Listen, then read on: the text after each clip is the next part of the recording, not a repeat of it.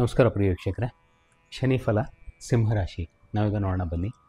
ಏನಾಗುತ್ತೆ ಮಾರ್ಚ್ 29ಕ್ಕೆ ಶನಿ ಪರಿವರ್ತನೆ ಆದಾಗ ಕುಂಭರಾಶಿಯಿಂದ ಮೀನರಾಶಿಗೆ ಹೋದಾಗ ಸಿಂಹರಾಶಿಯವರಿಗೆ ಯಾವ ಥರ ಬೆಳವಣಿಗೆಗಳು ಲೈಫಲ್ಲಿ ಆಗ್ಬೋದು.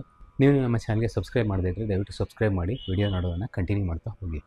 ಒಂದು ಸತತವಾದ ಗ್ರೌತು ಆಗಬೇಕು ಅಂದರೆ 1 ವರ್ಷ ಅಲ್ಲ 2 ವರ್ಷ ಅಲ್ಲ 5ರಿಂದ 7 ವರ್ಷಗಳ ಕಾಲ ಒಂದಷ್ಟು ಪ್ರಗತಿ ಆಗಬೇಕು ಅಂದರೆ ಅದಕ್ಕೂ ಮೊದಲು ನೀವು ಅನುಭವಿಸ್ಬೇಕಾಗಿರುತ್ತೆ ಒಂದಷ್ಟು ಸಿಚುವೇಶನ್ಗಳನ್ನು, ಒಂದಷ್ಟು ವಿಪರೀತದ ಏರಿಳಿತಗಳು. ಒಂದು ಸ್ವಲ್ಪ ಎಲ್ಲೋ ಚೆನ್ನಾಗಾಯಿತು ಅಂತ ಅನಿಸಿದ್ರೆ ಇನ್ನೊಂದು ಕಡೆ ಎಲ್ಲೋ ಜಾಸ್ತಿನೇ ಕಳ್ಕೊಂಬಿಡುವಂಥ ಸಂದರ್ಭಗಳು. ಎಲ್ಲೋ ಒಂದು ಕಡೆ ಅರ್ನ್ ಮಾಡಿದ್ರಿ ಅಂತ ಅಂದ್ಕೊಂಡ್ರೆ ಮತ್ತೊಂದು ಕಡೆ ಹೋಗ್ತಾ ಇರುತ್ತೆ. ಆರೋಗ್ಯದ ತೊಂದರೆನೋ ಇನ್ನೋದೇನೋ ತಾಪತ್ರಯಗಳು ಬರ್ತಾ ಇರ್ತವೆ, ಸವಾಲುಗಳು ಜಾಸ್ತಿ ಆಗ್ತವೆ, ಪ್ರಶ್ನೆಗಳು ಜಾಸ್ತಿ ಆಗ್ತವೆ. ವ್ಯಾಜ್ಯದ ಸಂದರ್ಭಗಳು ಅಂದರೆ ಮಾತಿಗೆ ಮಾತು ಬೆಳೆಯೋದು, ತರ್ಕ ವಿತರ್ಕ ಕುತರ್ಕ ಈ ಥರದ ಸನ್ನಿವೇಶಗಳನ್ನು ಎದುರಿಸ್ಬೇಕಾಗ್ಬೋದು. ಎಲ್ಲೋ ಒಂದು ಕಡೆ ಅವಮಾನ, ಸೋಲು, ಹತಾಶೆ ಕೂಡ ಕಾಡ್ಬೋದು. ಈ ಥರದ ಸನ್ನಿವೇಶಗಳು ಯಾಕೆ ಬರ್ತವೆ ಅಂತ ಕೇಳೋದಾದರೆ ನಾನು ಮೊದಲೇ ಹೇಳಿದೆ, ಮುಂದೆ ಚೆನ್ನಾಗಾಗೋದಕ್ಕಾಗಿ. ಎಲ್ರಿಗೂ ಗೊತ್ತಿರೋ ವಿಚಾರನೇ, ಲೈಫ್ ಅಂದರೆ ಏಳು ಬೀಳುಗಳು ಸರ್ವೇ ಸಾಮಾನ್ಯ. ಸರಿ, ಹಾಗಿದ್ದರೆ ನಿಮಗೆ ಈ ವಿಡಿಯೋ ಇಷ್ಟ ಆಯಿತಾ? ಕಮೆಂಟ್ ಮೂಲಕ ಕೊನೆಯಲ್ಲಿ ತಿಳಿಸಿ. ವಿಡಿಯೋ ಇಷ್ಟ ಆದರೆ ಲೈಕ್ ಮಾಡಿ. ಏನಾದರೂ ಪ್ರಶ್ನೆಗಳಿದ್ದರೆ ಕಮೆಂಟ್ ಮೂಲಕ ತಿಳಿಸ್ಕೊಡಿ.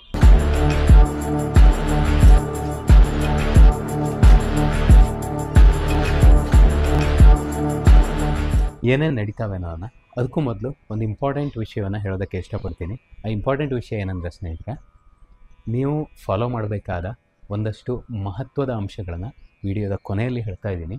ಅವುಗಳನ್ನು ನೀವು ಯಾವುದೇ ಕಾರಣಕ್ಕೂ ಮಿಸ್ ಮಾಡ್ಕೊಳ್ಳೋದಕ್ಕೆ ಹೋಗಬಾರ್ದು. ಅಷ್ಟಮ ಶನಿ ಅಂದರೆ ಸ್ವಲ್ಪ ಮಟ್ಟಿನ ತೊಂದರೆ ಅಂತೂ ಇದ್ದೇ ಇದೆ ಸಿಂಹರಾಶಿಯವರಿಗೆ. ಸ್ವಲ್ಪ ಕೇರ್ಫುಲ್ಲಾಗಿ ಇರಬೇಕಾಗತ್ತೆ ನೀವು.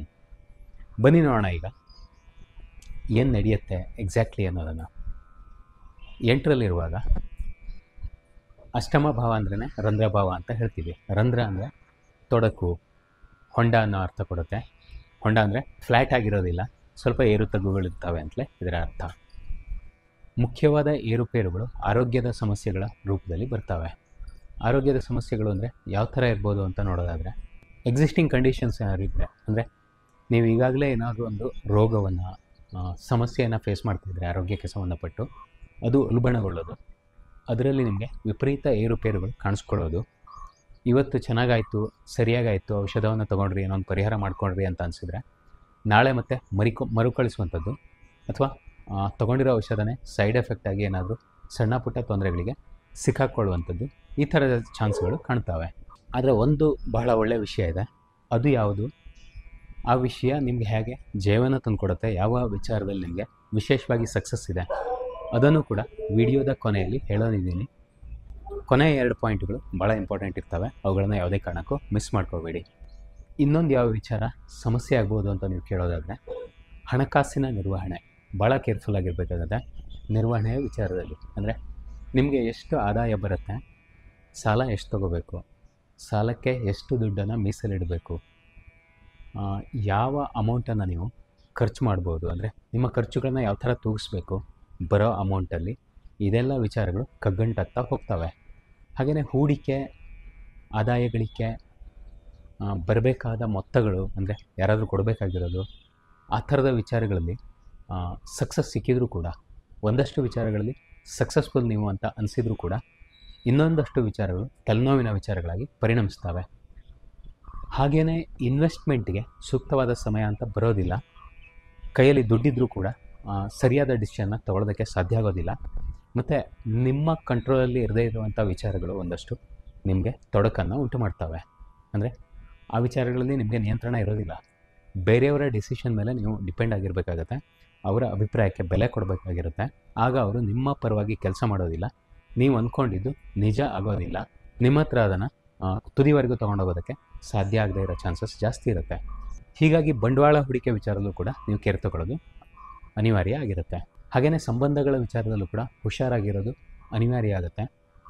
ವಿಶೇಷವಾಗಿ ಅತ್ತೆಗೆ ಸಮಾನರಾದ ವ್ಯಕ್ತಿಗಳು, ಅಂದರೆ ಆ ಥರದವರಿಂದ ನಿಮ್ಮ ಏನಾದರೂ ಅವರ ಜೊತೆ, ಆ ಥರದ ಸಂಬಂಧಿಕರ ಜೊತೆ ನಿಮಗೇನಾದರೂ ಕನೆಕ್ಷನ್ಗಳು, ವ್ಯಾವಹಾರಿಕ ಸಂಬಂಧಗಳು ಆ ಥರದ್ದು ಏನಾದರೂ ಇದ್ದರೆ ಆ ವಿಷಯದಲ್ಲಿ ಕೇರ್ಫುಲ್ ಆಗಿರಬೇಕಾಗತ್ತೆ.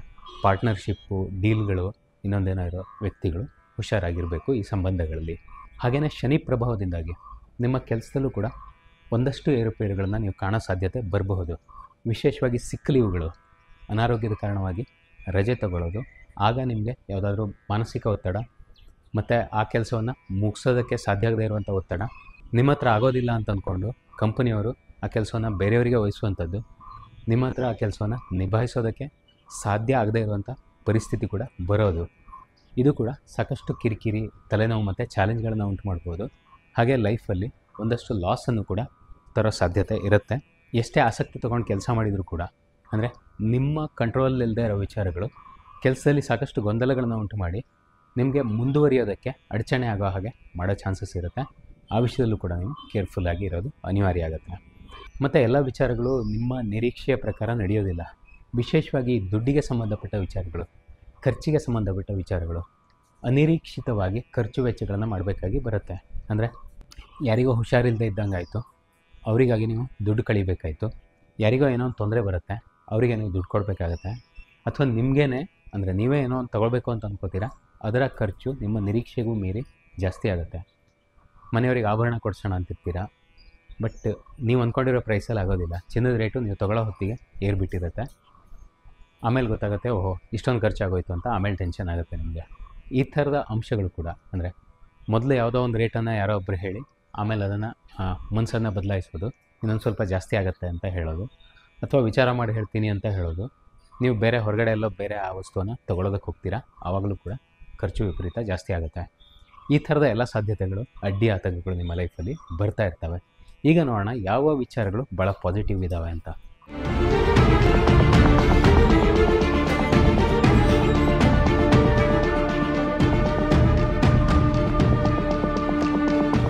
ಇಲ್ಲಿ ನೋಡಬೇಕಾಗಿರೋದು, ಶನಿಯ ಆಗ್ತಾನೆ ಮಕರ ಕುಂಭಗಳ ಅಧಿಪತಿ ಷಷ್ಠ ಸ್ಥಾನದ ಅಧಿಪತಿಯಾಗಿ, ಅಂದರೆ ಶತ್ರುಸ್ಥಾನದ ಅಧಿಪತಿಯಾಗಿ ಮತ್ತೊಂದು ರಂಧ್ರಸ್ಥಾನದಲ್ಲಿರುವಾಗ, ಒಂದು ರಂಧ್ರಸ್ಥಾನದ ಅಧಿಪತಿಯಾಗಿ ಮತ್ತೊಂದು ಸ್ಥಾನದಲ್ಲಿ ಸ್ಥಿತನಾಗಿರುವಾಗ ಒಂದಷ್ಟು ಒಳ್ಳೆಯ ಅಂಶಗಳನ್ನು ಕೂಡ ಕೊಡೋ ಚಾನ್ಸಸ್ ಇರುತ್ತೆ. ವಿಶೇಷವಾಗಿ ವ್ಯಾಜ್ಯಗಳು, ಕಾನೂನಿನ ವ್ಯಾಜ್ಯಗಳು ಪರಿಹಾರ ಬೇಕಾಗಿರೋದು, ಯಾವುದೋ ಒಂದು ಕೋರ್ಟಲ್ಲಿ ಏನೋ ಒಂದು ಪೆಂಡಿಂಗ್ ಇರೋ ಕೇಸು, ಈ ಥರದ ವಿಚಾರಗಳಲ್ಲಿ ಒಂದು ಅಲ್ಪ ಪ್ರಮಾಣದ ಮುನ್ನಡೆ ಅಥವಾ ಯಶಸ್ಸು ಸಿಗೋ ಸಾಧ್ಯತೆ ಜಾಸ್ತಿ ಇರುತ್ತೆ. ಇದು ನಿಮ್ಮ ಬಗ್ಗೆ ಹೇಳುವಂಥ ಒಂದು ಪಾಸಿಟಿವ್ ಸಂಗತಿಯಾಗಿದೆ. ಇನ್ನೊಂದು ಪಾಸಿಟಿವ್ ವಿಚಾರ ಏನಂದರೆ, ಈ ಜುಲೈ ಟು ನವೆಂಬರ್ ಪೀರಿಯಡ್ ಏನಿದೆ ನೋಡಿ, ಬಹಳ ಕೇರ್ಫುಲ್ ಆಗಿರಬೇಕು. ಆದರೆ ಆ ಜುಲೈ ನವೆಂಬರ್ ಪೀರಿಯಡ್ ಮುಗಿದ ನಂತರ ಸಾಕಷ್ಟು ವಿಷಯಗಳಲ್ಲಿ ಯಶಸ್ಸು ಸಿಗೋ ಚಾನ್ಸಸ್ ಇರುತ್ತೆ. ದುಡ್ಡು ಕೂಡ ನಾರ್ಮಲ್ ಆಗ್ಬೋದು, ಮನಿ ಫ್ಲೋ, ಹಾಗೆಯೇ ನಿಮ್ಮ ಕೈ ಮೇಲಾಗೋದು ಬಹಳಷ್ಟು ವಿಚಾರಗಳಲ್ಲಿ ನಿಮ್ಮ ಅನುಭವಕ್ಕೆ ಬರಬಹುದು. ಮಾನಸಿಕವಾಗಿ ಕೂಡ ಗೆಲುವಿನ ಭಾವನೆ ಬರ್ಬೋದು.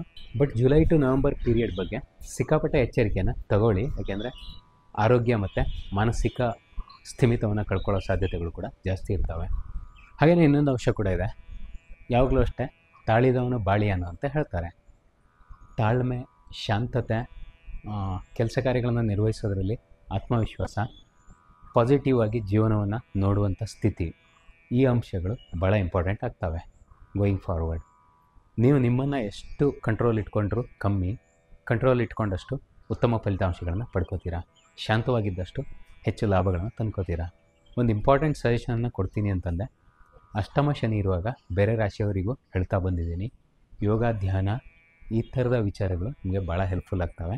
ನಮ್ಮ ಚಾನಲಲ್ಲಿ ಆರೋಗ್ಯ, ರಿಲ್ಯಾಕ್ಸೇಷನ್ನು, ಕಾನ್ಫಿಡೆನ್ಸನ್ನು ಜಾಸ್ತಿ ಮಾಡ್ಕೊಳ್ಳೋದು, ಆತ್ಮವಿಶ್ವಾಸವನ್ನು ತಂದ್ಕೊಳ್ಳೋದು, ಒತ್ತಡವನ್ನು ಕಡಿಮೆ ಮಾಡ್ಕೊಳ್ಳೋದು, ಈ ಥರದ ವಿಚಾರದ ಬಗ್ಗೆ, ಡೀಪ್ ಸ್ಲೀಪು, ಚೆನ್ನಾಗಿ ನಿದ್ದೆ ಮಾಡೋದು, ಉಸಿರನ್ನು ಕಂಟ್ರೋಲ್ಗೆ ತಂದ್ಕೊಳ್ಳೋದು, ಇಂಥ ಅಂಶಗಳ ಬಗ್ಗೆ ಸಾಕಷ್ಟು ವೀಡಿಯೋಗಳನ್ನು ಕೊಡ್ತಾ ಇರ್ತೀವಿ. ಆ ವಿಡಿಯೋಗಳನ್ನ ನೋಡಿ ನಿಮಗೆ ಯಾವುದಾದ್ರೂ ಸಮಸ್ಯೆಗಳಿದ್ದರೆ ಪರಿಹಾರಗಳನ್ನು ಮಾಡ್ಕೊಳ್ಳಿ. ಇದು ನಿಮಗೆ ಅಷ್ಟಮ ಶನಿಯನ್ನು ಎದುರಿಸೋದಕ್ಕೆ ಭಾಳ ಹೆಲ್ಪ್ಫುಲ್ ಆಗುತ್ತೆ ಈ ಪೀರಿಯಡಲ್ಲಿ. ನಾನು ಮೊದಲೇ ಹೇಳಿರೋ ಹಾಗೆ ಶಾಂತವಾಗಿರೋ ವ್ಯಕ್ತಿಗೆ ಯಾವುದೇ ಶತ್ರುಗಳು ಇರೋದಿಲ್ಲ, ಯಾವುದೇ ರೀತಿಯಲ್ಲೂ ತೊಂದರೆನೂ ಇರೋದಿಲ್ಲ. ಆತ್ಮವಿಶ್ವಾಸ ಇರುವಾಗ, ನಮ್ಮ ಮೇಲೆ ನಮಗೆ ನಂಬಿಕೆ ಇರುವಾಗ ಲೈಫ್ನ ಕೀಲಿಕೈ ನಮ್ಮ ಹತ್ರನೇ ಇರುತ್ತೆ. ಬೇರೆ ಯಾವುದೇ ಗ್ರಹಗಳ ಪರಿಣಾಮ ಕೂಡ ಒಂದು 50% ಮಾತ್ರ ಆಗಿರುತ್ತೆ. ಸಿಚುವೇಶನ್ ಯಾವುದೇ ಇರಲಿ, ಎದುರಿಸೋದಕ್ಕೆ ಸಾಕಷ್ಟು ಪ್ರಮಾಣದಲ್ಲಿ ಧೈರ್ಯ ಮತ್ತು ಆತ್ಮವಿಶ್ವಾಸ ಇರಲಿ ಅಂತ ಹೇಳ್ತಾ ವಿಡಿಯೋನ ಎಂಡ್ ಮಾಡ್ತೀನಿ. ಹರಿ ಓಂ.